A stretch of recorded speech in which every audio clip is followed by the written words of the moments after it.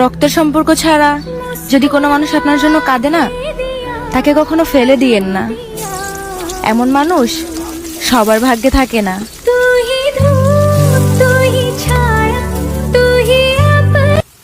একটা মেয়ে সব সময় অনলাইনে থাকলে সবাই ভেবে নেয় যে মেয়েটা দুশ্চরিত্র, মেয়েটা ভালো না। সব সময় অনলাইনে থাকে, অনলাইনে বেশি থাকলে সবাই ভাবে মেয়েটা বোধহয় সবার সাথেই কথা বলে। আসলে ভাই, তোমাদের দৃষ্টিশক্তিতে সমস্যা। একটা মেয়ে কারোর সাথে কম কথা বললে কিংবা কারোর সাথে কম মিশলে সবাই তোমরা ভেবে নাও মেয়েটা হিংসুটে।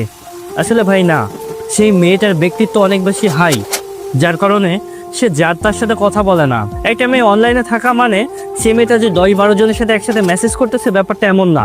কিছু কিছু মেয়ে অকারণে অনলাইনে থাকে, রিল দেখে, টিকটক দেখে, ইউটিউব দেখে। তারা শুধুমাত্র তাদের নিজের খারাপ সময়টাকে ফেসবুক অথবা ইউটিউবের মতো প্ল্যাটফর্ম দ্বারা কাটানোর জন্য চেষ্টা করে।